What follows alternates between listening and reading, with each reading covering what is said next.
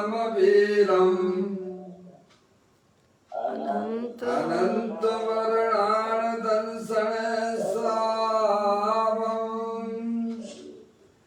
भोक्ष्यामि नियम सारम केवली श्रुत केवली भणिदम नम कर अनंत उत्कृष्ट दर्शन ज्ञान में जिन वीर को कहो नियम सार सुकेवली श्रुत केवली पर कथित को। श्री नियम सार जी नामक परम आध्यात्मिक ग्रंथ स्वाध्याय हेतु में विराजमान है। आज से 2000 वर्ष पहले इस महान पवित्र ग्रंथ की रचना आचार्य श्री कुंद कुंद देव द्वारा इसी पवित्र भूमि पर की गई और इसके टीकाकार पदम प्रमलधारी देव मुनराज हैं। ग्रंथ का नाम श्री नियम सार जी है। नियम से करने योग्य कार्य अपनी आत्मा में सम्यक दर्शन, सम्यक ज्ञान, सम्यक चारित्र वाली निर्मल पर्याय, पवित्र पर्याय, मोक्ष महारूपी पर्याय को प्रकट करना है, क्योंकि वह पर्याय स्वयं ही सुख स्वरूप है और अनंत सुख का कारण भी है। अनादि काल से हमारे आपके आत्मा में पर को अपना जानने वाली, पर को अपना मानने वाली, पर के साथ संबंध रखने वाली ऐसी मोह राग देश रूपी मलिन पर्याय, अपवित्र रूप पर्याय प्रकट है,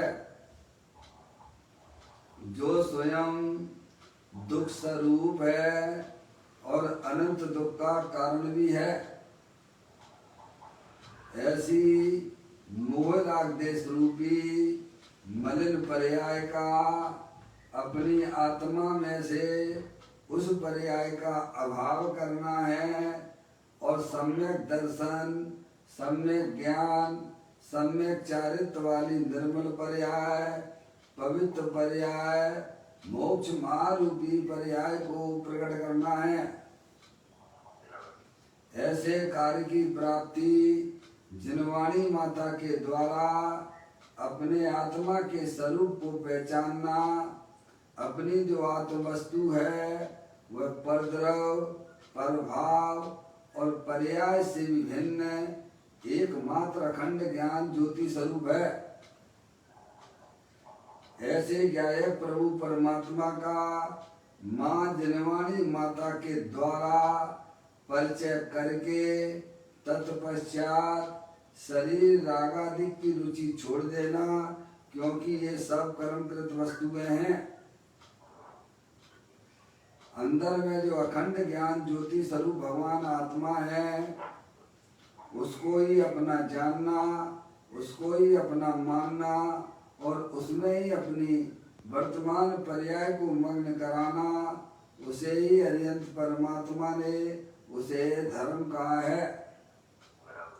उसकी चर्चा आचार्य भगवंतों ने, मुनिराजों ने एक एक गाथा, उसकी टीका और श्लोकों के माध्यम से हमें अपने आत्मा के स्वरूप को यहाँ पर समझाया है।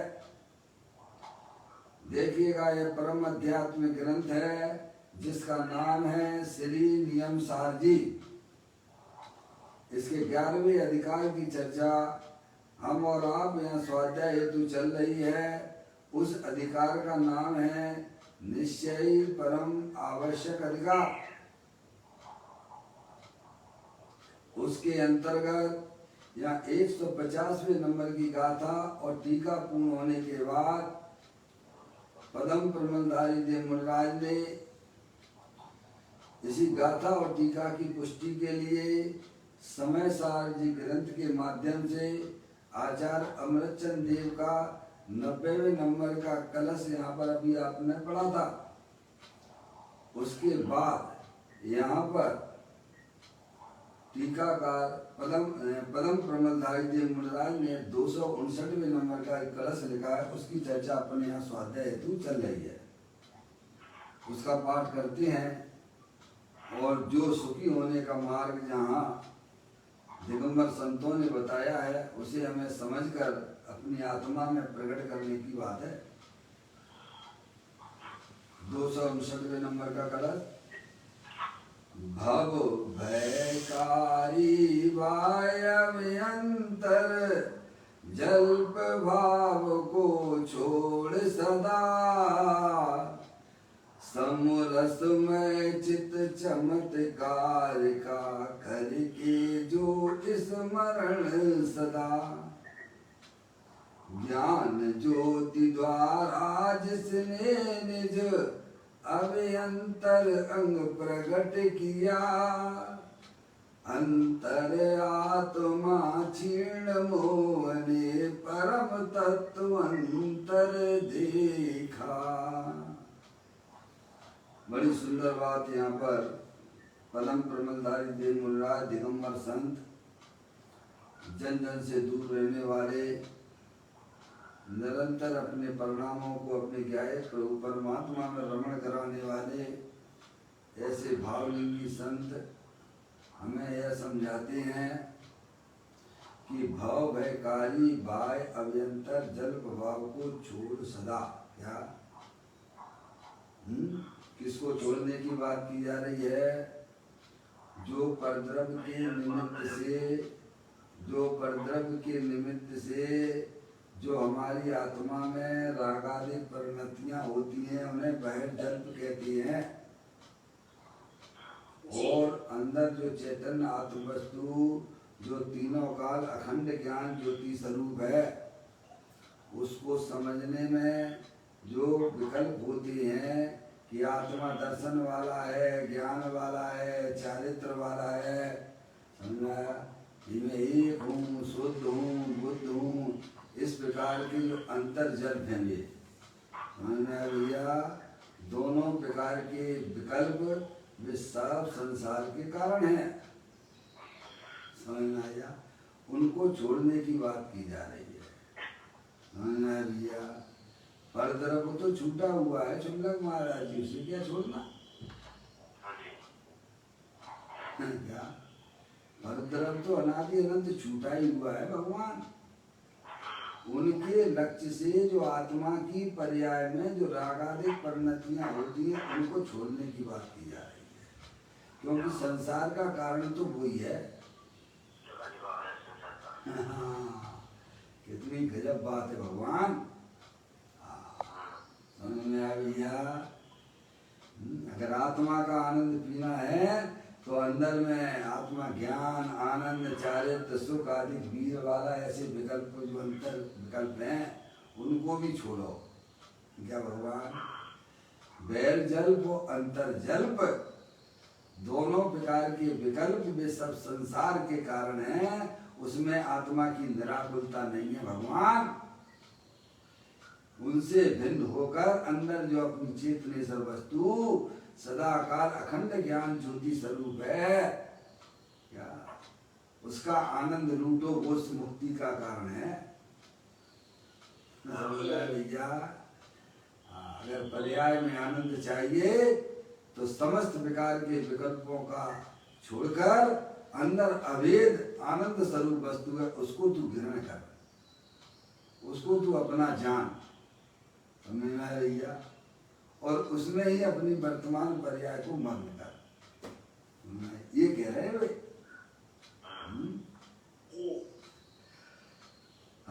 बड़ी सुंदर बात है भगवान, बिल्कुल एकदम सरल है भगवान। कठिन बिल्कुल भी नहीं है। एक बार भगवान की बात ध्यान से सुनो। भगवान किसको छोड़ने की बात कर रहे हैं? जो तुम्हें दुख देता है, समझ में आया? कौन दुख दे रहा है? परद्रव दुख देता है कि रागादिक परिणतियां दुख देती हैं? तो उनको छोड़ो, राग रूप परिवर्तन छोड़ो और आत्मा आनंद स्वरूप वस्तु है, उस रूप प्रवृत्ति करो। क्या भगवान जो तुम्हें आनंद दे उस रूप प्रवृत्ति करो और जो तुम्हें दुख दे उसको छोड़ो, ये कह रहे हैं। और ये तो करना पड़ेगा भगवान, इसके अलावा कोई इलाज नहीं है आपका सुखी होने का। इस विधि में आना ही पड़ेगा।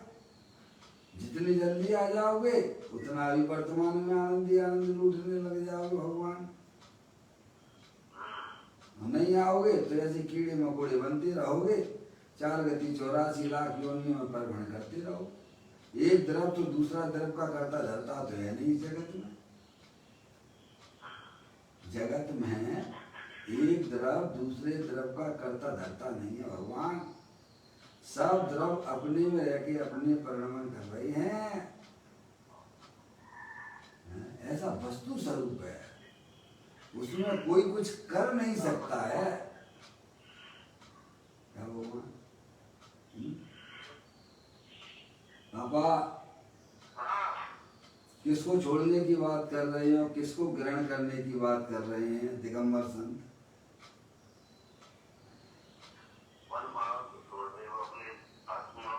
हाँ हाँ पापा बहुत बढ़िया आप बोल रहे हैं, मुझे अच्छा लग रहा है। बोलो पापा क्या बोल रहे हैं आप?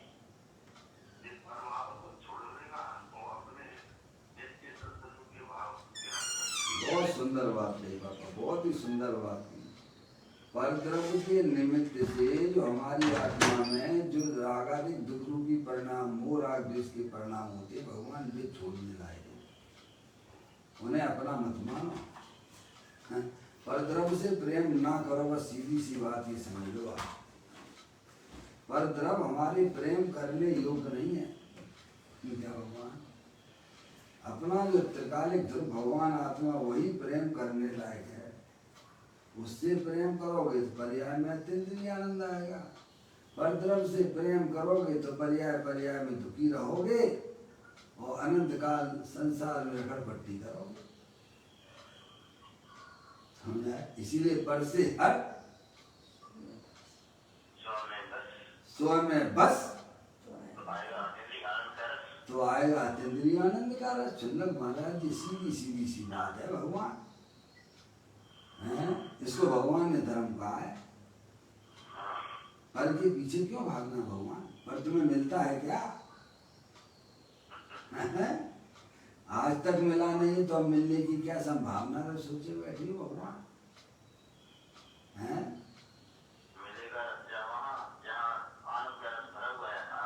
वहां जाओगे तो मिलेगा। जाने वाली कौन है? द्रव्य है कि गुण है कि पर्याय है? शीला दीदी, हाँ मौसी, आत्म जागृति को भगवान ने धर्म कहा है। जय धीरज मौसी। जाने वाला कौन है? द्रव्य जाता है कि गुण जाता है कि पर्याय जाती है? किसके पास जाने की बात कह रहे हो? किससे हटने की बात कह रहे हैं भगवान? पर्याय के बिना तो कोई द्रव्य होता ही नहीं है भगवान। तो पर्याय को ही समझा रहे हैं। किसको समझा रहे हैं? समझ में आया भैया? अभेद से कहो तो आत्मा को समझा रहे हैं, भेद से कहो तो पर्याय को समझा रहे हैं।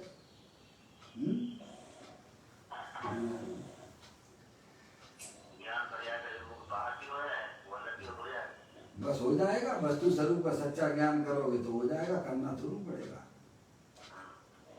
है क्या चुल्लक महाराज जी? वस्तु स्वरूप का सच्चा ज्ञान करोगे तो पर्याय अंदर चली जाएगी, अपने घर में आराम करने लग जाएगी। है? हमारा काम तो वस्तु स्वरूप का सच्चा ज्ञान करना, निर्णय करना हमारा काम है। समझ आया? यही है, वस्तु स्वरूप को सच्चा जानो। कि अंदर में चेतन आत्म वस्तु सदा काल शरीर से भिन्न है, अरूपी है, अखंड ज्ञान ज्योति स्वरूप है। आत्मा की पर्याय में जो रागादिक परिणाम दिखाई देते हैं उनसे भी अपनी चेतन वस्तु भिन्न है भगवान। ऐसा सच्चा निर्णय करो, सच्चा ज्ञान करो। तो कहते हैं यहाँ पर दिगंबर संत कहते हैं कि संसार का कारण बैर जल और अंतर जल है, इसीलिए उनको छोड़ो। और समरस में चित्त चमत्कार का करे जो स्मरण सदा। ये अपनी जो चैतन्य आत्म वस्तु है अनंत शक्तियों के भंडार स्वरूप है, अनंत आनंद स्वरूप है। ऐसी चित्त चमत्कार वस्तु है जिसमें आनंद ही आनंद भरा हुआ है। भगवान अपनी जो चैतन्य आत्म वस्तु है उसमें ज्ञान के भंडार पड़े हैं, दर्शन के भंडार पड़े हैं, चारित्र के भंडार पड़े हैं, प्रभुता के भंडार पड़े हैं। हे जीव तुम अपना स्वरूप देख तो जरा, जग ज्ञान सुख वीर का भंडार है भरा। क्या भगवान ऐसी चेतन चमत्कार वस्तु को तू सदा स्मरण कर, पर द्रव्य का स्मरण ना कर। ये लड़का मेरे है, लड़की मेरी है, मेरा लड़का ऐसा करता, मेरी लड़की है। अरे छोड़ देना, तेरा कोई लड़का लड़की नहीं है भगवान। समझ में आया? तेरी तो एक चैतन्य आत्म वस्तु है जो अनंत शक्तियों के भंडार स्वरूप वस्तु है, उसका तू सदा स्मरण कर। पर द्रव्य को स्मरण करने से तो तेरी पर्याय में दुख होगा, अर्थ ध्यान होगा, बौद्ध ध्यान होगा, वो तो संसार का कारण होगा भगवान।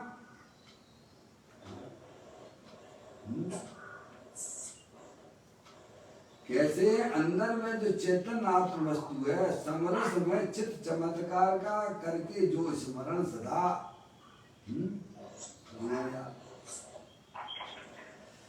ज्ञान ज्योति द्वारा जिसने निज अभियंतर अंग प्रकट किया। क्या भगवान? अभियंतर अंग का क्या अर्थ निकाला था मौसी? अभियंतर अंग का मतलब क्या? देखो भैया बहुत देर हो गए, तुम मौसी हो गया।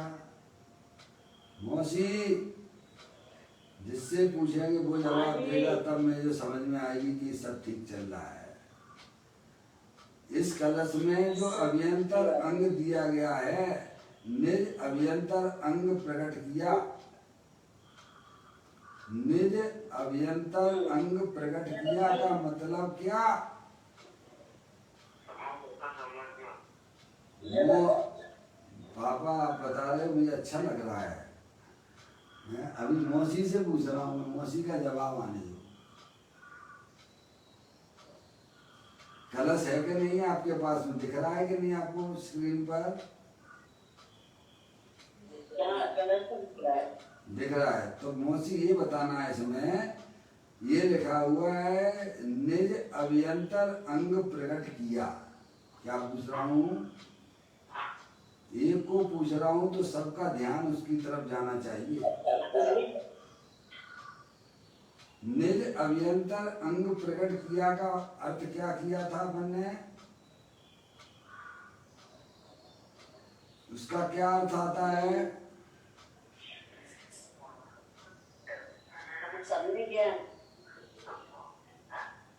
सम्यक दर्शन, सम्यक ज्ञान, सम्यक चारित्र वाली निर्मल पर्याय। बराबर?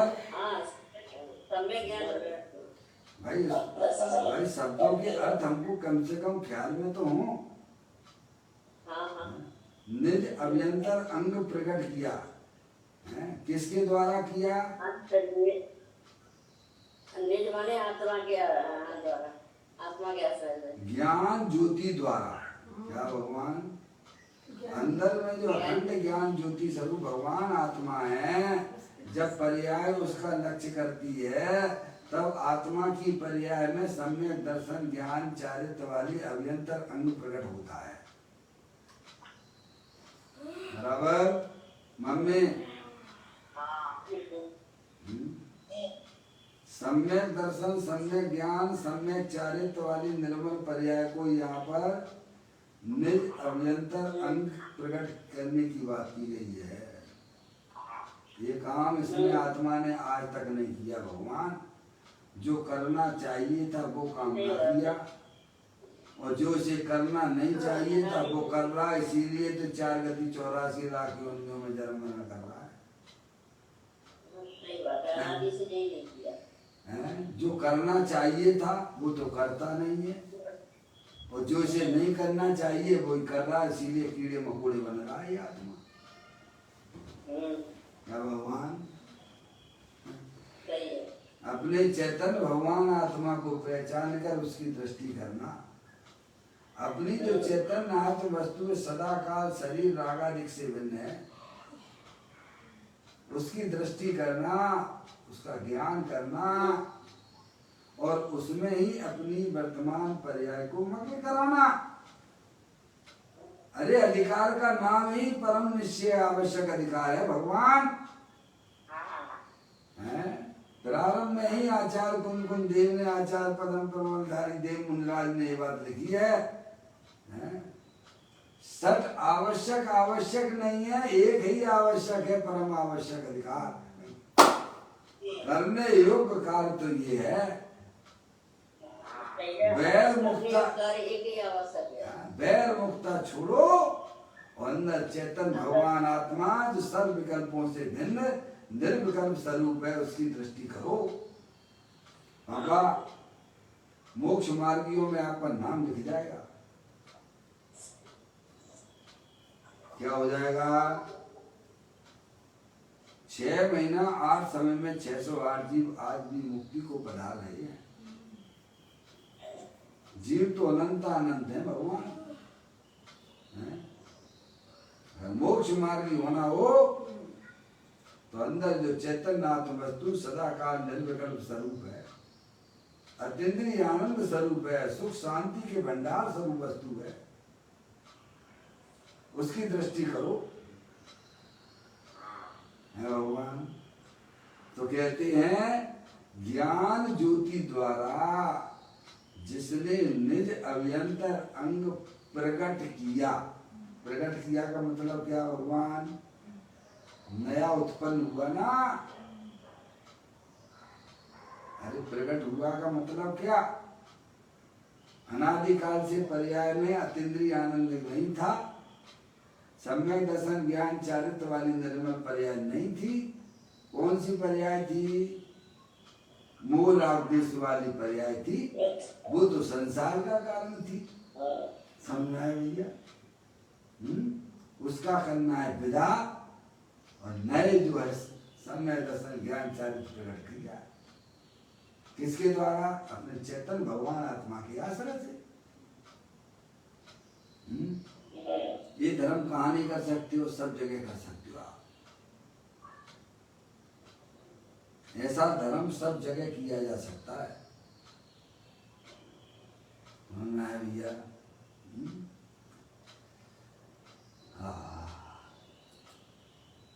कहते हैं ज्ञान ज्योति द्वारा जिसने निज अभ्यंतर अंग प्रकट किया। अंतर आत्मा क्षीण मोह ने परम तत्व अंतर देखा। अंतर आत्मा किसको देखते हैं? अंदर चेतन भगवान आत्मा को देखते हैं, तब वे अंतर आत्मा कहलाते हैं। कि मेरी जो चेतन आत्म वस्तु है सदा काल रागादिक परिणामों से भिन्न है। ऐसे ज्ञाय प्रभु परमात्मा को देखने का नाम अंतर आत्मा है। जो परद्रव्यों की तरफ देखता है वो अंतर आत्मा नहीं कहलाता। जो शरीर की तरफ देखा करता है वह अंतर आत्मा नहीं कहलाता। जो रागादिक परिणतियों को देखता है वो अंतर आत्मा नहीं कहलाता। जो विकल्पों को ही देखता रहता है वह अंतर आत्मा नहीं होता। जो चैतन्य भगवान आत्मा देह देवल में विराजमान रागादिक से भिन्न अखंड ज्ञान ज्योति स्वरूप है, उसको देखे उसे अंतर आत्मा कहते हैं। अंतर आत्मा किसको देखता है? परद्रव्यों को देखता है, कि शरीर आदि को देखता है, कि रागादिक परिणतियों को देखता है, कि विकल्पों को देखता है। अरे आत्मा की पर्याय में जो राग, जो वीतराग रूप परिणति उत्पन्न होती है उसको भी नहीं देखता है। क्या? आत्मा के आश्रय से जो अतीन्द्रिय आनंद, सुख शांति वाली अतीन्द्रिय आनंद निर्मल पर्याय प्रकट हुई है, वह अंतर आत्मा उसको भी नहीं देखता। चुंदक महाराज जी हैं, अंदर जो अभेद अखंड ज्ञान ज्योति स्वरूप भगवान आत्मा उसको देखता है, तब उसकी पर्याय में सब मोह सब दुख दूर हो जाते हैं। भैया ऐसा कोई धर्म है ये? अपने ज्ञान का परिवर्तन कहाँ कराना? अंदर अखंड ज्ञान ज्योति स्वरूप भगवान आत्मा जो है अनादि अनंत शुद्ध पड़ा हुआ है, उसमें अपने ज्ञान का परिवर्तन कराना है। हाँ, उसमें परिवर्तन कराओगे तो पर्याय में आनंद ही आनंद होगा मौसी। कठिन नहीं है, अनअभ्यास से कठिन हो रहा है, अनअभ्यास से कठिन हो रहा है। अभ्यास करने जाओगे तो सरल ही सरल हो जाएगा भगवान। वो तो करना पड़ेगा, वो तो करना पड़ेगा। क्यों कहते हैं पापा ऐसी बात क्यों करते हो? इसके बिना कार्य होगा नहीं। क्यों भाई ऐसा क्यों बोलते हो? करना ही पड़ेगा। मम्मी ये करना पड़ेगा क्यों बोलते हो?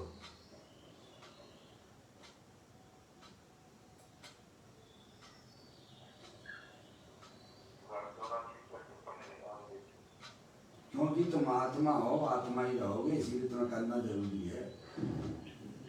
समझ में आया भैया?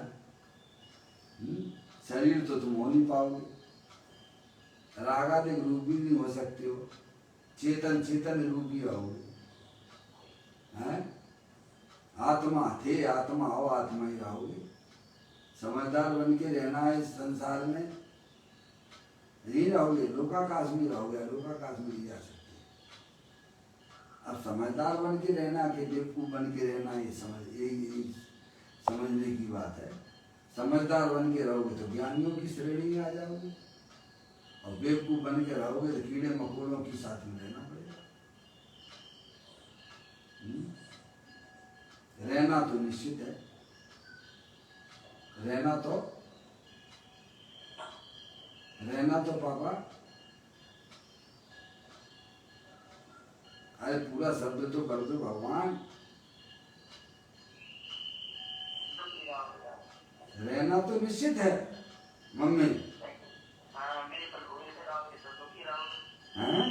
समझदार बन के रहोगे तो ज्ञानियों की श्रेणी में आ जाओगे। रहना तो निश्चित है।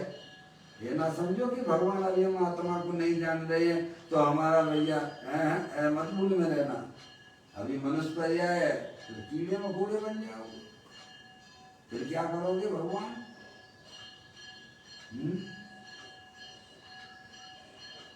फिर क्या करोगे पापा? अभी हम जागृति नहीं ला रहे हैं, अभी हम ध्यान नहीं दे रहे हैं। और फिर तो कहते जैसी मति वैसी गति, जैसी मति वैसी गति।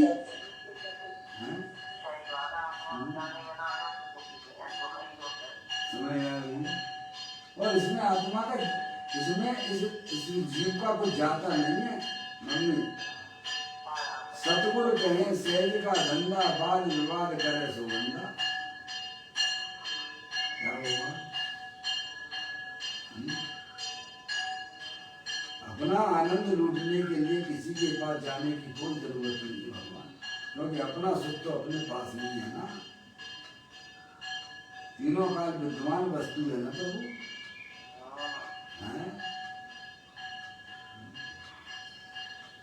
देखिएगा इसी बात को पूज्य गुरुदेव श्री यहाँ खुलासा कर रहे हैं। कारण नियम सार जी अपना जो है 6वां भाग चल रहा है, इसका पेज नंबर 237वें नंबर का पृष्ठ है। कल अपनी चर्चा ये बात आई थी, उसी को यहाँ पर एक भाई ने प्रश्न किया है। पहले यहाँ पर क्या चर्चा के अंतर्गत प्रश्न आया वो भी समझ लेते हैं। 236 पर यह चर्चा है आगे बढ़ती हुई। अनंत गुण का एक रूप वीतराग स्वरूप ऐसा निज अभ्यंतर अंग प्रकट किया। अनंत गुण का एक रूप वीतराग स्वरूप, अपनी चेतन वस्तु कैसी है? अनंत शक्तियों के भंडार स्वरूप वस्तु है, एक रूप है। जो निबोध में सोई मुझ में सोई मोक्ष मजाल, अंतर भेद कछु नाई है भेद नहीं संसार। अनंत गुण क्या कहते हैं?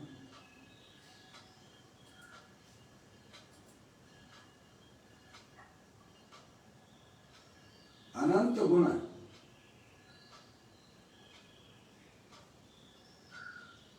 एक रूप,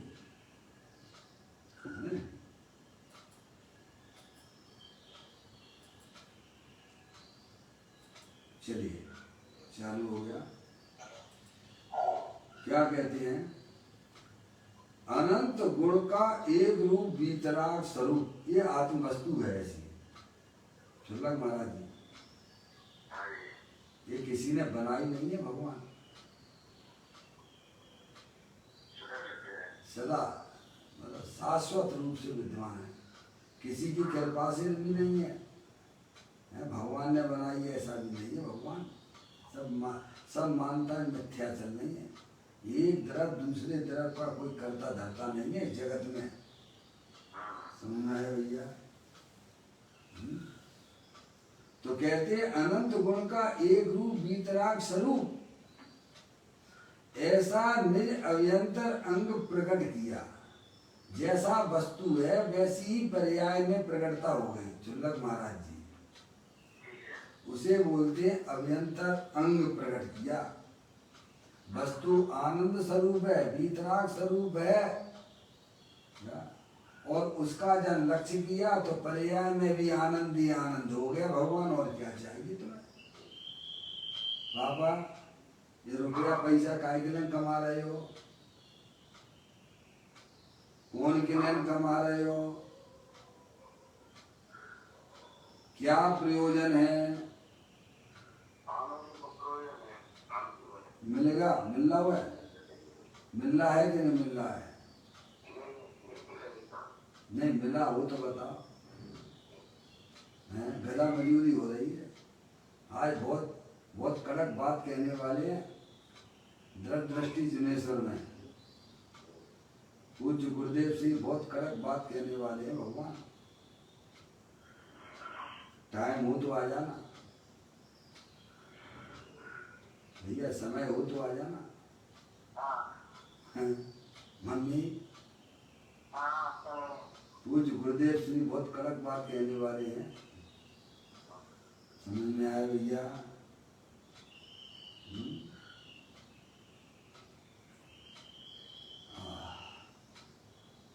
24 घंटा हम सुखी होने के लिए प्रयत्न करते हैं, पर सुख कहाँ से चाह रहे हैं? पर द्रव्यों से सुख की कल्पना करके बैठे हैं कि बहुत रुपया पैसा इकट्ठा कर लो तो सुखी हो जाए। भगवान अरे जिनके पास है उनके पास जाके देख लो ना भगवान, वे सुखी हैं कि दुखी हैं? तो फिर ऐसी इस तरह दौड़ क्यों करना है? समझ में आया भैया?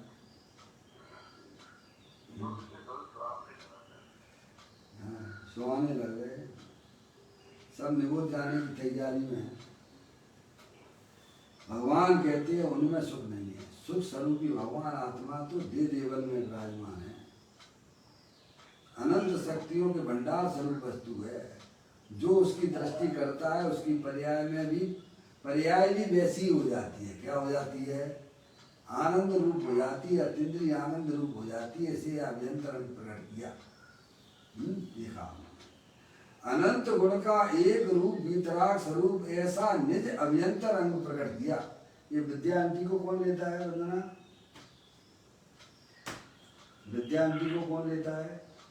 आंटी को कोई नहीं लेता, वो लाइन जगह ही नहीं बची, हम क्या करें बताओ। वो रोज लगाती है सुबह का प्रवचन के लिए, कोई ये जून पे चला जाए इनमें से तो पप्पू भैया, पप्पू भैया,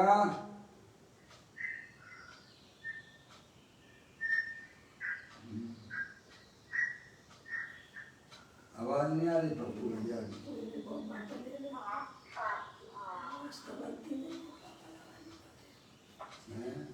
एक आध दो साधर्मी को कोई अगर मोबाइल पे ले लेगा तो अच्छा हो जाएगा, वो भी आ जाएगा स्वाध्याय में है। या फिर मोबाइल पे आने वाले कोई जूम पे आ जाएंगे तो उनका काम हो जाएगा। बात ये चल रही कि अनंत गुण का एक रूप वीतराग स्वरूप भगवान आत्मा ऐसा है और ऐसा निज अभ्यंतर अंग प्रकट किया। किन्होंने? जिन्होंने अपने अंदर में अपने आत्मा को देखा, उनकी पर्याय में ऐसा ही वीतराग स्वरूप प्रकट किया। अभ्यंतर अंग को जिसने प्रकट किया, ध्यान से सुनना, यहाँ अभ्यंतर अंग कहा, पूज्य गुरुदेव श्री कहते यहाँ अभ्यंतर अंग कहा। यह शरीर बरीर नहीं, शरीर अंग नहीं है आत्मा का। ये आत्मा का शरीर कौन सा? भगवान ज्ञान शरीर, वो आत्मा का शरीर है, वो परमानेंट आत्मा का शरीर है। ये जड़ शरीर आत्मा का अंग नहीं है भगवान। और हम तो से अपना अंग माने बैठे हुए हैं क्या? ज्ञान शरीर पूज्य गुरुदेव श्री कहते हैं शरीर वरीर नहीं, शरीर का अंग नहीं, वाणी का अंग नहीं, मैं बोलने वाला नहीं हूँ भगवान, मैं तो जानने देखने वाली चेतन वस्तु हूँ। कर्म अंग नहीं, ऐसा सूक्ष्म पड़े, इसीलिए फिर लोग व्यवहार में जोड़कर निकालते हैं। व्यवहार से होता है, व्यवहार करते करते होता है क्या? आत्मा की पर्याय में जो वीतराग रूप परिणति होती है वो शुभराग करते करते होती है। ऐसा लोग जोड़ के बात करते हैं। सुनलक महाराज जी हैं? क्यों भैया? जहर पीते पीते कोई अमर होता है कि मरता है?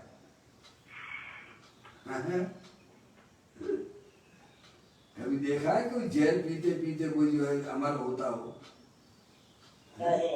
अमृत पीने वाले तो कई अमर मिल जाएंगे, अनंत मिल जाएंगे। जहर पी के कोई अमर होता हो एक व्यक्ति ना मिलेगा भगवान। तो राग जहर ही तो है ना भगवान। क्या शुभराग जहर है भगवान। मौसी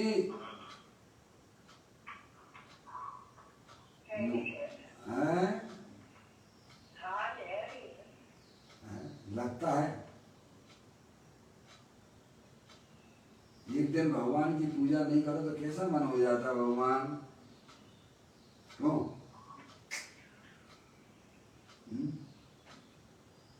बोलो। ज्ञानियों को लगता है, क्योंकि अज्ञानी जी अपना कर्तव्य मान के करते हैं, इसीलिए उन्हें लगता नहीं है।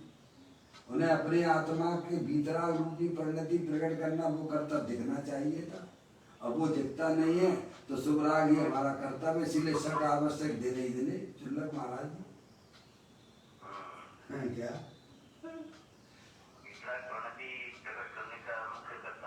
वो कर्तव्य था, वो तो भूल गए, वो तो भूल गए क्या? कहते ऐसा सूक्ष्म पड़े, इसीलिए फिर लोग व्यवहार में जोड़कर निकालते हैं। क्या कह रहे हैं? जोड़कर निकालते हैं चुल्लक महाराज जी। फिर लोग व्यवहार में जोड़कर निकालते हैं। पूज्य गुरुदेव जी ने व्यवहार से होता है, व्यवहार से होता है क्या? सम्यक दर्शन ज्ञान चारित्र का से होता है, व्यवहार से होता है, शुभराग से होता है, व्यवहार करते करते होता है। ऐसा जोड़कर बात करते हैं। व्यवहार को तो एक तरफ उठा के रख दिया क्या? सारे विकल्पों को उठा के तो एक तरफ रख दो भगवान है? अंदर में अविनाशी वस्तु सदाकाल विद्यमान है, उसकी तरफ जाओगे तो होगा। अब यहाँ एक भाई ने प्रश्न किया है जो कल आपसे बात की थी, ऐसा लोगों ने पढ़ा या सुना किस दिन है जो आप बता रहे हो सुल्ला महाराज जी? वो प्रश्नकार ही कहता है जो आप बता रहे हो ऐसा लोगों ने कहाँ पढ़ा कहाँ सुना, ऐसा सुना पढ़ा है क्या हमने कि अपने भगवान आत्मा के आश्रय लेने से सम्यक दर्शन ज्ञान चारित्र की पर्याय निर्मल प्रकट होती है? ऐसा लोगों ने कहाँ सुना भाई, कहाँ पढ़ा है उन्होंने? उन्होंने जो पढ़ा भगवान की पूजा भक्ति करो तुम्हारा कल्याण हो जाएगा, यही पढ़ाया जा रहा है। क्या यही सुनने में आता है? आप तो ये नई बात कर रहे हो सुल्ला महाराज जी। एक प्रश्नकार का ऐसा प्रश्न है, बाबूलाल जी साहब।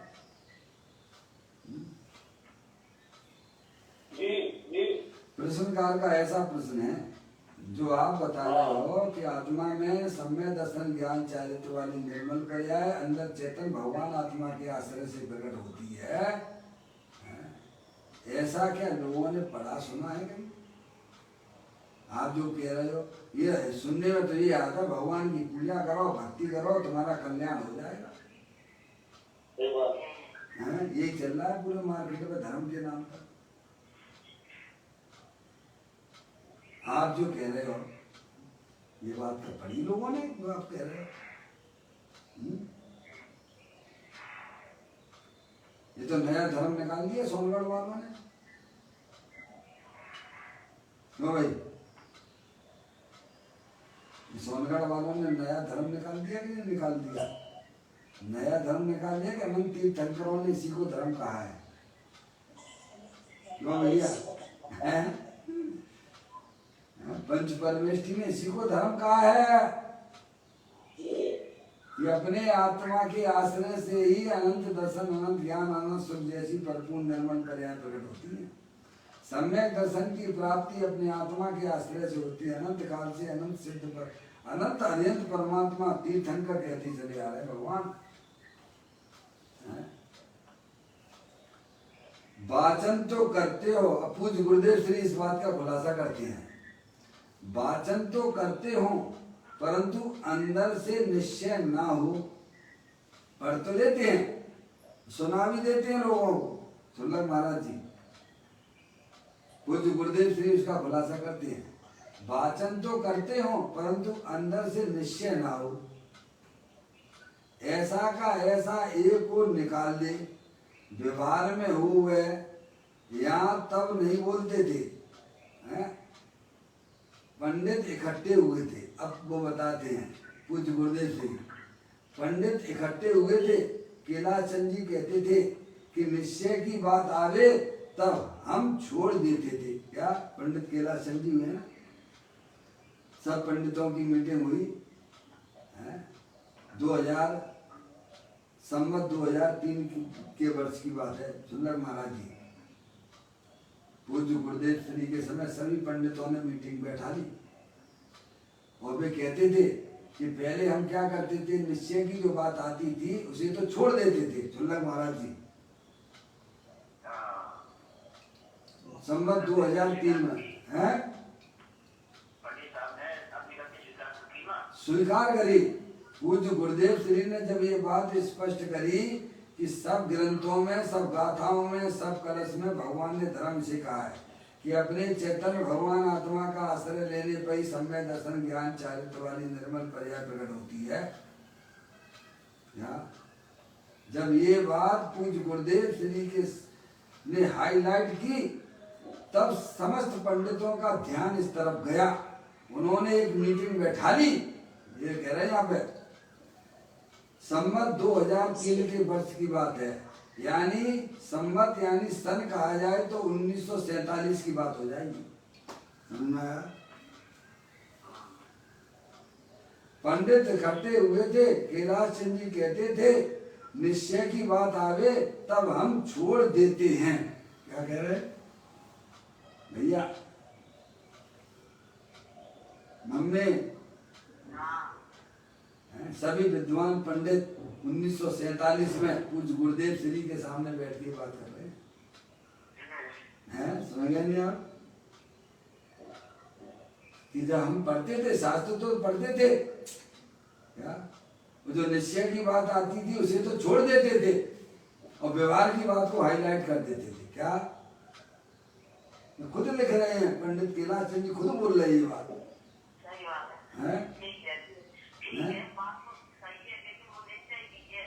हाँ, उसे निश्चय के खाते में डाल के उसको हाईलाइट ही नहीं करते थे, उसे उसका भाव भी क्या उनके ख्याल में नहीं आता था और उसे छोड़ देते थे, व्यवहार की बातों में लग जाते थे। ये पंडित कैलाश चंद जी जब सभी विद्वान इकट्ठे हुए थे तब ये बात पूज्य गुरुदेव श्री को बातें बताई उन्होंने। संवत 2003 की बात है, यानी सन कहा जाए तो 1947 हो जाता है। व्यवहार की बात आवे तब विस्तार करते हैं। यहाँ कहा था संवत 2003 के वर्ष में है। देखिएगा, यह बात सुनने पर भी अभी इसे कठिन पड़े कि यह क्या है। यह बात सुनने पर भी, यह बात सुनने पर अभी इसे कठिन पड़े यह क्या है। यह चैतन्य का रस है। क्या है? यह चैतन्य का रस है, आनंद का रस है। हाँ, एक आम के रस के स्वाद में चिपटा। क्या है भैया? एक आम के रस के स्वाद में चिपटा, यह तो आनंद का रस वो है, वह तो धूल का रस है। क्या है? क्या माने? आम के रस को माने आनंद का रस। आनंद, बड़ा आनंद आ रहा। क्या खाने में ठंडा ठंडा आम गर्मियों के दिनों में है, मीठा मीठा खाओ है भगवान। यह तो आनंद का रस है, वह तो धूल का रस है। आनंद का रस नहीं है, वो धूल का रस है। वो है, समझ में आया? अज्ञानी से आनंद का रस मानते हैं, क्यों? वह तो धूल का रस है। आम तो धूल है ना। आम क्या है? धूल है ना, मिट्टी है ना, पुद्गल है ना, उसका रस लगता है। इसका रस नहीं लगा, इसका रस ही लगा। अपने चेतन आत्म रस जो आतीन्द्रिय आनंद रस है, इसका रस तो लगा नहीं उसे। है? आम के रस को आनंद का रस मान लिया। आम कहते हैं इसका रस नहीं लगा, उस पर लक्ष्य करके राग करता। क्या करता है? उस पर यानी आम का लक्ष्य करके राग करता है। राग का वेदन करता है। दुख, राग यानी दुख का वेदन, राग यानी दुख का वेदन है। उस पर लक्ष्य करके राग करता है, उसका रस है ये। आम रस ये चखता भी नहीं है, आत्मा आम को छूता तक नहीं है। मानता क्या है? क्या कितनी बड़ी भूल चल रही है, बोलो भगवान। आम रस ये चखता भी नहीं है। मात्र उसका मिठास यहाँ दिखती है। क्या? मात्र उसकी मिठास यहाँ दिखती है। वह राग का वेदन करता है। किसका वेदन करता है? ज्ञान में वेदन किसका कर रहा है? आम का वेदन नहीं है, राग का वेदन है। क्या? आम के रस को कोई वेदन नहीं करता, कोई खाता भी नहीं। जड़ को कौन खाए? क्या? अज्ञानी भी आम को खाता नहीं है, पर मानता है कि मैं आम खा रहा हूँ, बढ़िया बढ़िया आम खा रहा हूँ। है भगवान, राग का वेदन कर रहा है। जड़ को कौन खाए? चेतन जड़ को खाए क्या? चेतन अपने स्वभाव को भूलकर वह ठीक है, यह ठीक है, यह जो राग होता है उसका वेदन करता है। क्या? बहुत बढ़िया है, आनंद बहुत बढ़िया है, आम का रस बहुत अच्छा है। तो काय का वेदन करता है? करता है राग का वेदन। मानता है कि मैं आम को खा रहा हूँ। यहाँ तो कहते हैं पूज्य गुरुदेव श्री बहुत कहते हैं, यहाँ तो बड़ी ऊंची बात की जा रही है मम्मी। नए पक्ष को भी लांघकर एक चेतन चमत्कार को सदा स्मरण कर। किसको? नए पक्ष को भी लांघकर, अंदर में जो आत्मा के संबंध में जो निश्चय नए के जो पक्ष हैं उनको भी लांघ जा। मैं एक हूँ, मैं शुद्ध हूँ, मैं बुद्ध हूँ, ऐसे जो अपने आत्म संबंधी जो विकल्प है उनको भी तू लांघ जा। लांघ जा मतलब उसकी दृष्टि ना कर। क्या? पश्चातिक्रांत हो जा। भगवान अपने आत्मा के पास वह पर्याय बस चिपट जाएंगे। क्या? तभी आनंद आएगा। नए पक्ष को भी लांघकर एक चेतन चमत्कार को सदा स्मरण कर। सदा स्मरण कर। जिसने एक ही लगन लगी है, जिसे एक ही लगन लगी है। क्या? पर्याय को लगन किसकी होना चाहिए? अपने द्रव्य स्वभाव की होना चाहिए, तब ये काम होता है। अभी तो पर्याय में लगन काय की चल रही है। बोलो भगवान, किसके गीत गाए जा रहे हैं पर्याय में? किसको याद किया जाता है? तो उसका फल तो संसार है।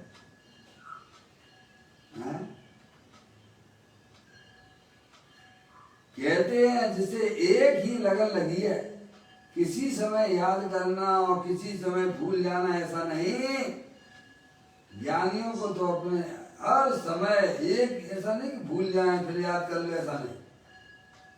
एकदम धारा भाई, एक चैतन्य आत्मा की लगन लगी हुई है। समझ में आया भैया? आत्मा के बिना हमें कुछ दिखता ही नहीं।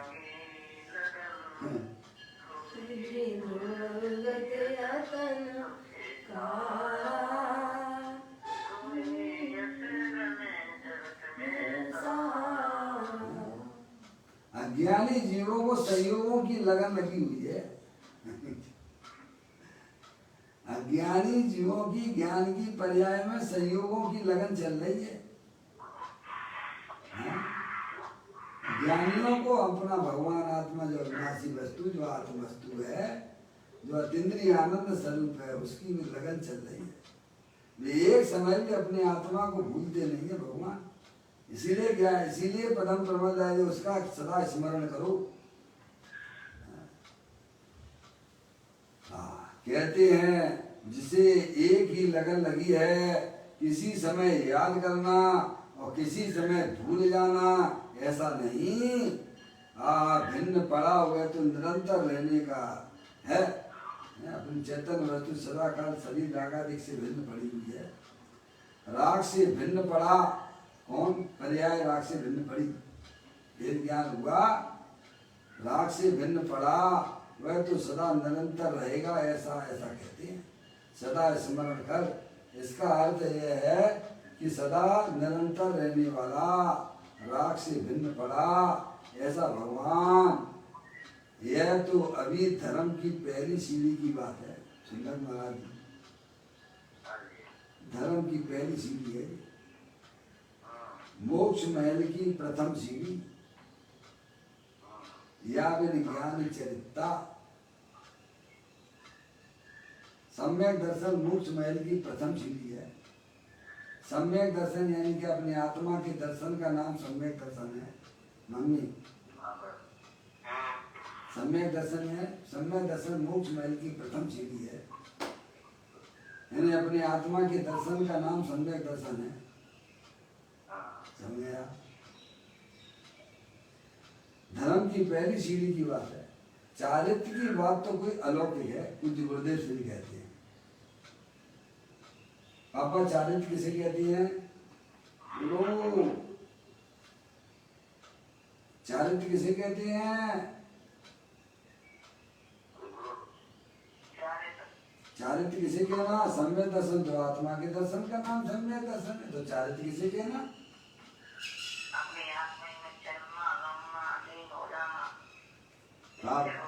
पापा को बताओ ना मम्मी, हैं? आप रूप में लीन रहे थे सम्यक चारित सोई। अज्ञानी जीव शरीर की क्रिया को चारित माना बैठा है। क्या पंच महाव्रत को चारित माने बैठा हुआ है। वो कोई आत्मा की है क्या? आत्मा तो उससे भिन्न है। आत्मा शरीर से भिन्न है, राग से भी भिन्न है। क्या आप रूप में लीन रहे थे सम्यक चारित सोई है। अभी तो सम्यक दर्शन का ही पता नहीं है। अभी तो भगवान के परमात्मा के दर्शन का नाम सम्यक दर्शन माने बैठे हैं सुल्लभ महाराज जी हैं। शास्त्र ज्ञान को ज्ञान माने बैठे हुए हैं, बाहर की क्रिया को चारित्र माने बैठे हुए हैं।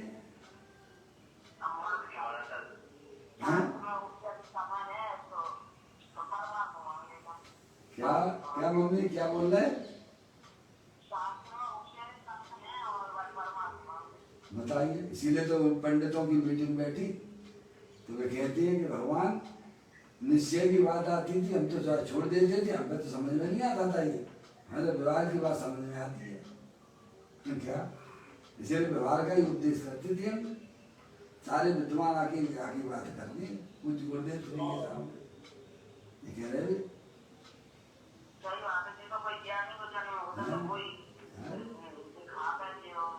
भाग खुल गए यार। कौन जाने भगवान। कहते हैं भिन्न पड़ा वह तो निरंतर रहने का है, राग से भिन्न पड़ा वह तो सदा निरंतर रहेगा, ऐसा कहते हैं। सदा स्मरण कर, इसका अर्थ है यह कि सदा निरंतर रहने वाला, राग से भिन्न पड़ा ऐसा भगवान है। तो अभी धर्म की पहली सीढ़ी है। चारित्र की बात तो कोई अलौकिक है ना बापू। वस्त्र छोड़कर नग्न हो जाए तो साधु हो जाए ऐसा कुछ नहीं है भगवान। एक चैतन्य चमत्कार का सदा स्मरण ज्ञान ज्योति द्वारा, ज्ञान के प्रकाश द्वारा जिसने निज अभ्यंतर अंग प्रकट किया। किसके द्वारा किया है? ज्ञान प्रकाश। जैसे सूरज प्रकाश के भंडार स्वरूप वस्तु है, ऐसे ही अपनी चैतन्य वस्तु ज्ञान के प्रकाश के भंडार स्वरूप वस्तु है। सूरज में से जैसे प्रकाश निकलता रहता है, सदा काल प्रकाश निकलता रहता है, ऐसे ही अपनी चैतन्य आत्म वस्तु में ज्ञान ज्ञान ज्ञान का प्रकाश, आनंद का प्रकाश निकलता है। ज्ञान प्रकाश के द्वारा जिसने निज अभ्यंतर अंग प्रकट किया। किसके द्वारा किया? ज्ञान प्रकाश के द्वारा जिसने अभ्यंतर अंग प्रकट किया, सम्यक दर्शन ज्ञान चारित्र प्रकट किया। देखा जिसने निज अभ्यंतर अंग प्रकट किया, आनंद का रंग पर्याय में चढ़ गया। क्या किसका चढ़ गया? किसमें चढ़ गया? पर्याय में चढ़ गया। किसमें चढ़ गया? अभी तो है पता भी नहीं है द्रव्य क्या है, गुण क्या है, पर्याय क्या है। तुल्लक महाराज जी आपकी बात अलग है। जिसे पता है वो तो आनंद में रहता है। ये भी एक कला है आनंद में जीने की भगवान। जानना तो पड़ेगा द्रव्य पर्याय को। द्रव्य पर्याय के अलावा जगत में और क्या है भगवान मुझे बता दो आप।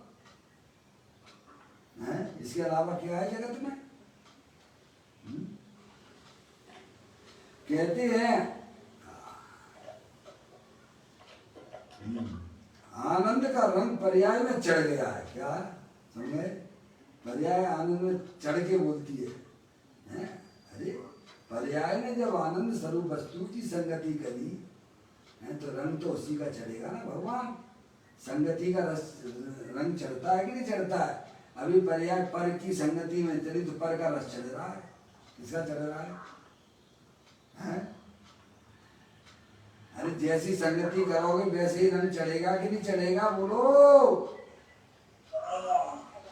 आत्म पर्याय अपने आत्मा की संगति करेगी तो आनंद का ही रस चढ़ेगा। क्यों? आत्मा तो आनंद स्वरूप वस्तु है। आत्मा आनंद स्वरूप वस्तु है तो पर्याय में आनंद नहीं आएगा तो फिर क्या?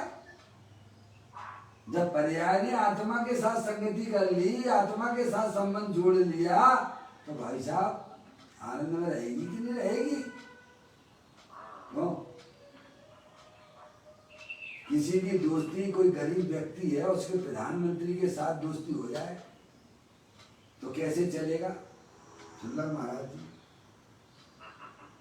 अरे कोई दुबली पतली लड़की है, वो विश्व के पहलवान के साथ उसकी सगाई हो जाए, संबंध हो जाए, तो उसकी पर्याय में वो लड़की के कैसा रंग चढ़ता है? बोलो मम्मी, गरीब घर की लड़की है, दुबली पतली है, और विश्व के पहलवान राजा के साथ उसकी सगाई हो जाए तो कैसे चलेगी? घर में कैसे रहेगी पापा? हैं? क्या बोलो, चढ़ता है कि नहीं चढ़ता उसका रंग? उस लड़की को, गरीब लड़की है, कमजोर लड़की है, उसकी जो है विश्व के पहलवान के राजा के साथ उसकी शादी हो जाती है तो उसकी पर्याय में कैसा रंग चढ़ता है? हैं भगवान? है क्या? सब बदल जाता है, बोल चाल बदल जाती है, चाल ढाल बदल जाती है भगवान है। और अपना भगवान आत्मा अनंत शक्तियों के भंडार स्वरूप वस्तु है, हैं? बोलिएगा। यहाँ तो कहते हैं निज अभियंतर का है क्या?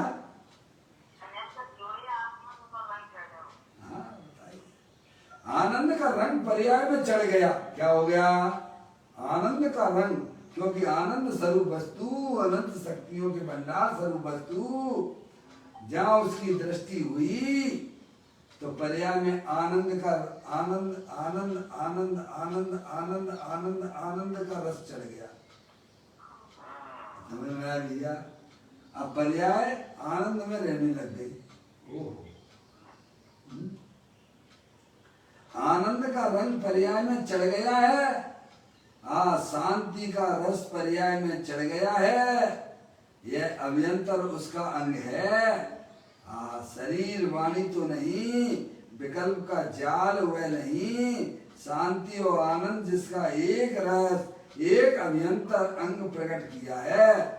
आत्मा का अंतर आनंद का अभियंतर अंग प्रकट किया है। ऐसा अंतरात्मा, ऐसा तो यहाँ अभी अंतरात्मा की बात चलती है, परमात्मा की नहीं। किसकी बात चल रही है? अपने आत्मा की बात चल रही है। साधक जीव की बात चलती है, अंतरात्मा की बात चल रही है।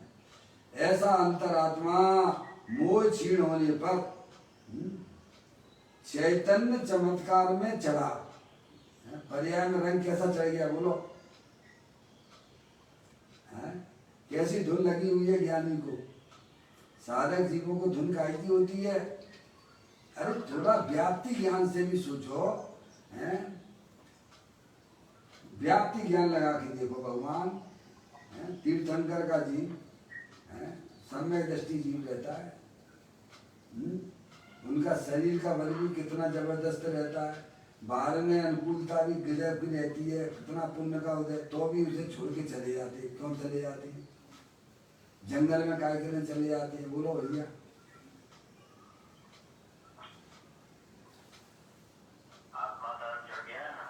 ऐसा आत्मा का रंग चढ़ता है। समझ में आया भैया?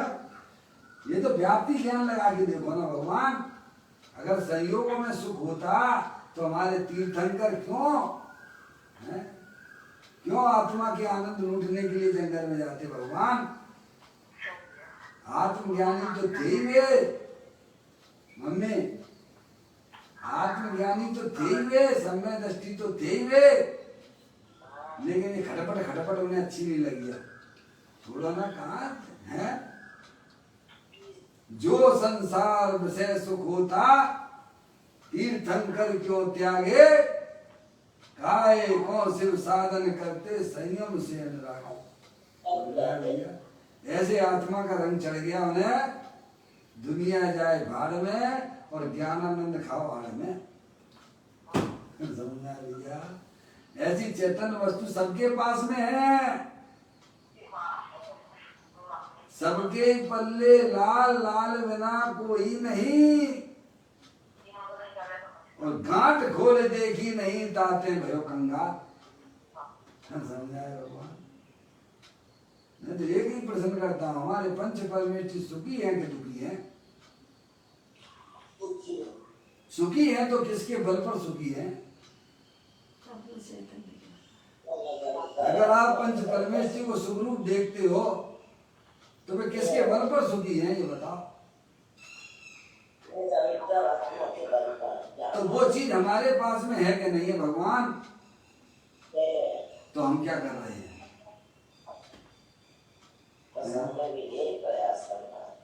क्या भगवान? निर्णय करो भगवान, ऐसी चेतन वस्तु मेरे पास में भी है, वही देखने लायक है, वही करने लायक है भगवान, उसी का अवलंबन लेने लायक है। कहते हैं ऐसा अंतरात्मा मोह क्षीण होने पर चेतन चमत्कार में चढ़ा, उसकी पर्याय है ना, अंतरात्मा ऐसी चेतन चमत्कार की घुस गई। उस मोह क्षीण होने पर किसी अद्भुत परम तत्व को अंतर में देखता है, पूर्ण केवल ज्ञान देखता है। क्या मैं तो अनंत पापा पूर्ण केवल ज्ञान देखता है। जैसे बीज है ना पापा, बीज के अंदर वृक्ष का अस्तित्व है कि नहीं? कितने वृक्ष हैं वहां में? बोलो हैं? इतना आप ज्ञान कर लेते हो तो फिर यहाँ ज्ञान क्यों नहीं लगाते? अपने आत्मा में अनंत केवल ज्ञान की पर्याय पड़ी हुई है, अनंत सिद्ध पर्याय पड़ी हुई है। ऐसा भगवान आत्मा शक्ति रूप से विद्यमान है। क्या कितनी सिद्ध पर्याय वहां में? अनंत सिद्ध पर्यायों का पिंड भगवान आत्मा पी के बैठा हुआ है मम्मी। अनंत सिद्ध पर्याय उसके गर्भ में पड़ी हुई है आत्मा में। इसीलिए तो जो है ना निहाल भाई सुगानी नहीं बोलते थे, वचन उनका है ना, मैं वह वज्र की चट्टान हूं जिसकी केवल ज्ञान की पर्याय में जिसे चूम चूम कर चली जाए तो अभी मेरा कुछ भी नहीं होता है। ऐसी मैं ध्रुव चट्टान वस्तु हूं मैं। क्या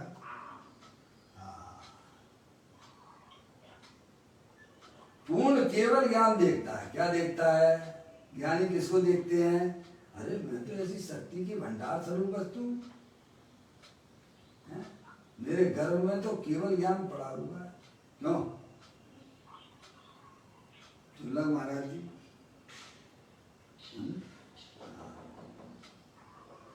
पूर्ण केवल ज्ञान देखता है। अनंत अनंत गुण का समुद्र, सुख का सागर उसे अंतर में देखता है। परम तत्व को अंतर में देखता है, विकल्प में नहीं, बाह्य में नहीं। पूजा भक्ति बाहर में, धमाल मंदिर और यात्रा और भक्ति तथा गजरत और शोभा यात्रा उसमें आत्मा का अंग नहीं है मम्मी।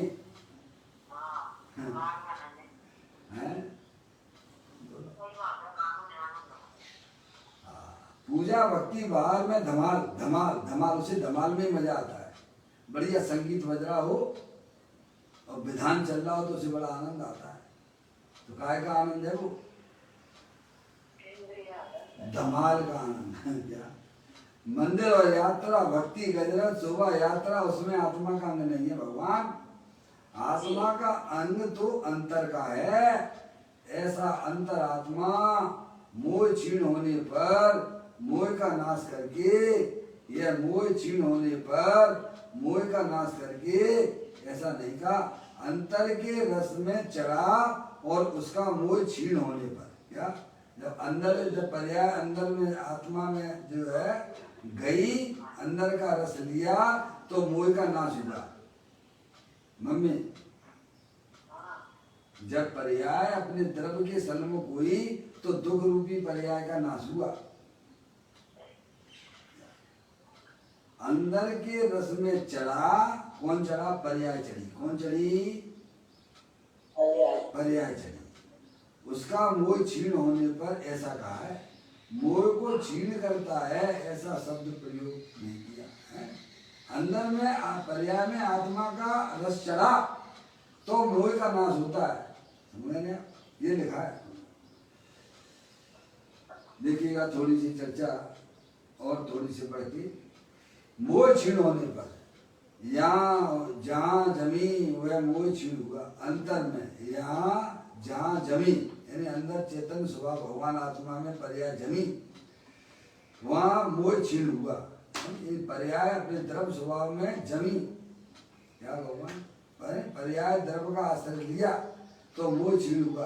अंतर में जहाँ जमावट हुई, काय की जमावट हुई? आनंद और बीतराव भाव की जमावट हुई। क्या भैया? पर्याय में जमावट काय की हो गई? जब आत्मा ने अविनाशी वस्तु की के साथ संबंध जोड़ा तो पर्याय में अतीन्द्रिय आनंद की जमावट हुई, आनंद और बीतराव भाव की जमावट हुई। वहाँ मोह क्षीण हो जाता है। मोह क्षीण करता है क्या? देखिए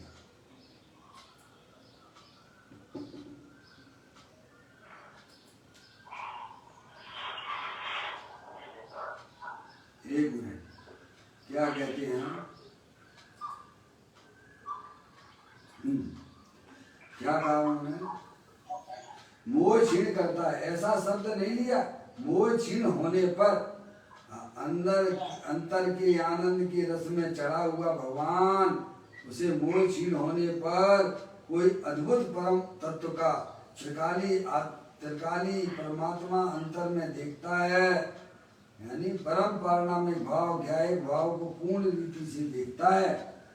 ऐसी बड़ी बातें हैं दिनवाणी की। पंचम काल में भले मोह क्षीण नहीं है, परंतु यह वस्तु की स्थिति का अनुभव तो हो सकता है। नहीं चुल्लक महाराज जी, पंचम काल में भले मोह क्षीण नहीं है, परंतु यह वस्तु की स्थिति का अनुभव तो कर सकता है कि नहीं कर सकता है?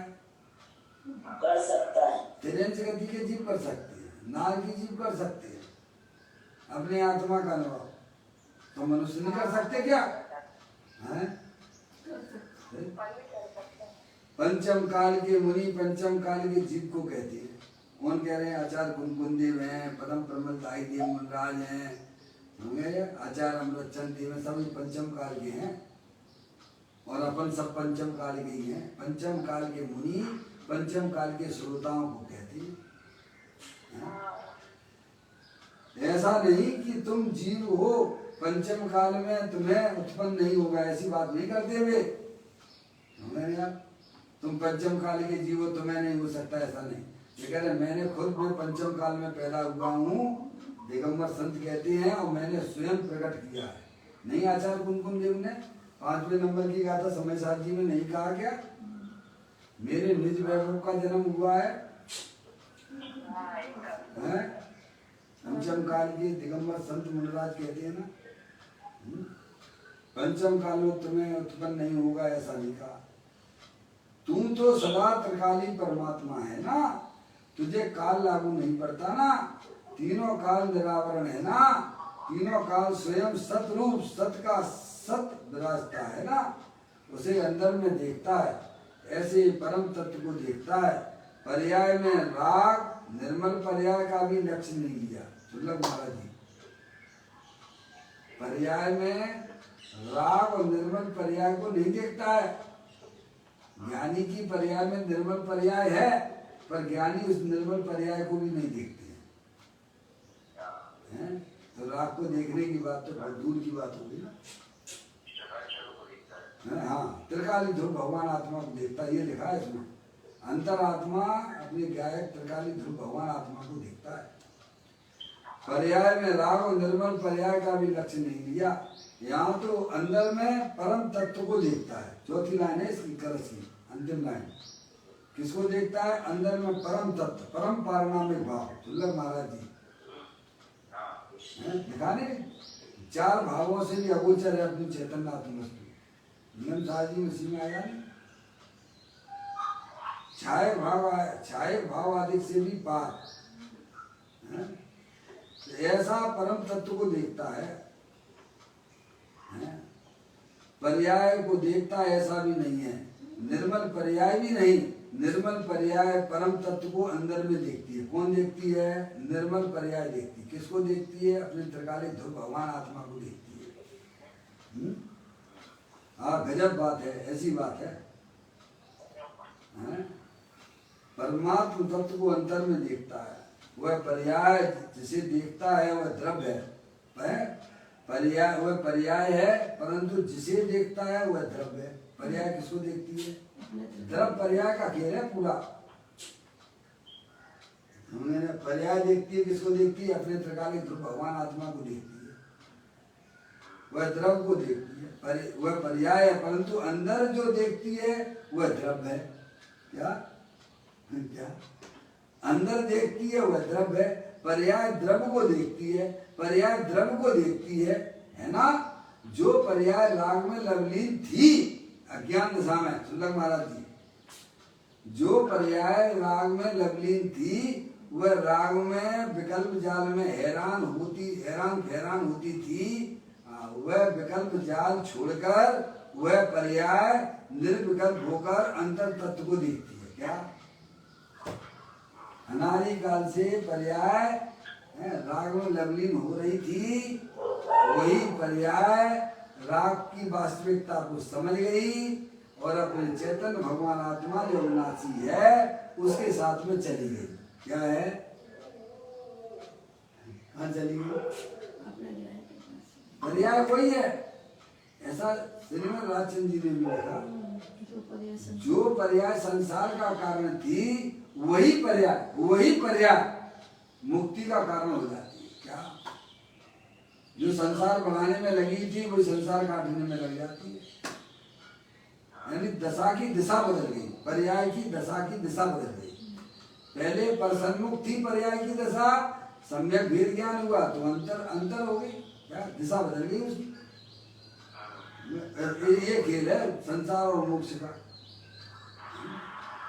तो कहते जो पर्याय राग में लवलीन थी वह राग में विकल्प जाल में हैरान होती थी, वह विकल्प जाल छोड़कर वह पर्याय निर्विकल्प होकर अंतर तत्व को देखती है। भगवान पूर्ण ज्ञान का पिंड अंदर है, चैतन्य परमात्मा है। ऐसा जो परिणति परमात्मा को देखती है, निर्मल परिणति परमात्मा को देखती है, यानी अपने निज परमात्मा तत्व को देखती है। ऐसा जो परिणति परमात्मा को देखती है, निर्मल परिणति परमात्मा को देखती है। यह व्यवहार के पक्ष वालों को कठिन पड़े, हमारे व्यवहार से कुछ नहीं होता। ऐसा किसने कहा है? व्यवहार से होता है। क्या होता है? राग होता है, बंध होता है। क्या? कुछ नहीं होता। सुल्लभ महाराज जी, किसने कहा कि व्यवहार से कुछ नहीं होता? होता है नहीं। संसार मिलेगा तुम्हें, संसार का लाभ मिलेगा, मुक्ति का लाभ नहीं मिलेगा तुम्हें। कैसे कह रहे कि व्यवहार से कुछ नहीं होता है? व्यवहार से होगा ना, संसार का लाभ मिलेगा तुम्हें। राग होता है, बंध होता है, व्यवहार आता। अब ज्ञानियों को भी जब तक उनकी पर्याय में पूर्ण वितराग दशा नहीं होती है तब तक ज्ञानियों को भी व्यवहार आता अवश्य है। व्यवहार नहीं है ऐसा नहीं है, हैं? क्या? उसे हे रूप से जानते हैं। क्या? अशुभ भाव से बचने हेतु ज्ञानी को शुभ आता, पर वह उसका कहता न होता, रहता उसका ज्ञाता। आओ तुम्हें ध्रुव धाम दिखा दूं, दिखला दो ना, आत्म में रमना सिखला दो ना। इस प्रकार से यह कलश अपन ने यहाँ पूरा पढ़ा है। कुछ चर्चा यहाँ शेष है, अगर आपके पास टाइम हो तो उसे पढ़ लेना। और आगे की चर्चा कल अपन 151 नंबर की गाथा से प्रारंभ करेंगे। निज निधि निज में बताई, ये अनंत अनंत उपकार है, उसके लिए जिन वाणी माँ को वंदना सतबार है, वंदना सतबार है। 9वां नमोकार मंत्र।